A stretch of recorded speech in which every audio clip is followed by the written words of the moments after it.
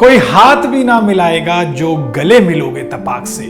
ये नए मिजाज का शहर है, जरा फासले से मिला करो। बशीर भद्र की ये लाइंस राहुल गांधी को समर्पित है। ऐसा क्यों? राहुल गांधी अपने ओवरसीज पॉलिटिकल टूर पर हैं। फिलहाल यूएस में हैं और इंडियन डायस्पोरा को एड्रेस करते वक्त न्यूली इनॉग्रेटेड पार्लियामेंट को डिस्ट्रैक्शन का नाम दे दिया। I think the Parliament House, these are distraction. And the sacred Sengol पर अपने सरकास्टिक कमेंट पास करते हुए इंसल्ट किया। BJP can't really discuss them, so then they have to do the whole scepter thing, lying down and doing all that. Mister Gandhi doesn't even realise कि वो देश से बाहर है, जहां सिटीजन्स के पास ना तो वोटिंग राइट्स है and not even constitutional rights.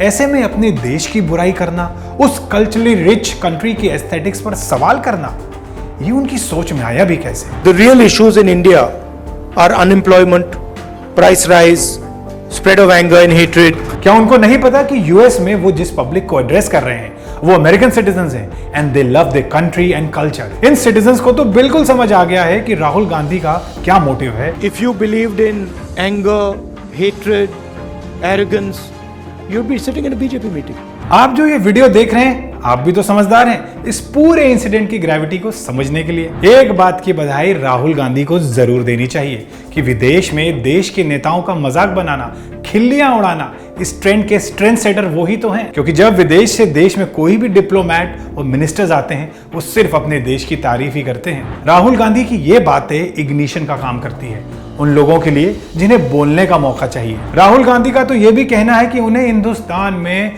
बोलने का मौका नहीं दिया जाता, तो फिर देश भर में ये यात्रा करके मन की बात क्यों कहते हैं? और अब तो विदेश को भी नहीं छोड़ रहे। The new parliament and Sengol the real India की पहचान है। इस पार्लियामेंट के कंस्ट्रक्शन में हर एक स्टेट ने अपने कंट्रीब्यूशन दिया है, which leads us to India as a united nation. Sengol is a symbol of our ancient rich heritage, जिसका सीधा सीधा मतलब अपनी पॉलिसीज पर कायम रहना, देश के लोगों की सेवा करना, देश की रक्षा करना, which leads us to India as a democratic nation. एक और शेर याद आया मुझे, पलक पकड़ के उठो और हवा पकड़ के चले, तुम चलो तो हिंदुस्तान चले।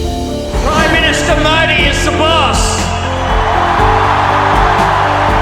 पीएम नरेंद्र मोदी से बेटर ये लाइंस और किसे सूट करेगी? उनकी जितनी भी विदेश यात्रा हुई, आप चेक करें और देखिए कैसे हिंदुस्तान का नाम और संस्कृति के बारे में बातें हुई हैं, कैसे हर एक देश में non resident Indians and natives को एड्रेस करते हुए मोदी मोदी के नारे गूंजे। आपको फिर भारत के किसी प्रधानमंत्री का 28 साल तक इंतजार नहीं करना पड़ेगा।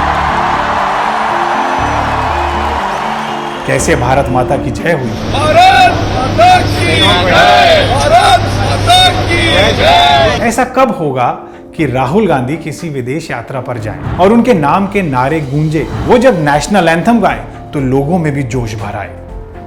लेकिन कहीं पे निगाहें और कहीं पे निशाना हो तो ये कैसे पॉसिबल है? वैसे कुछ ही दिनों में पीएम मोदी भी यूएस आएंगे और इंडियन डायस्पोरा को एड्रेस करेंगे। आपको क्या लगता है कैसी होगी पीएम मोदी की यूएस में स्पीच? अपने कमेंट्स के जरिए बताएं and keep watching the big bench daily.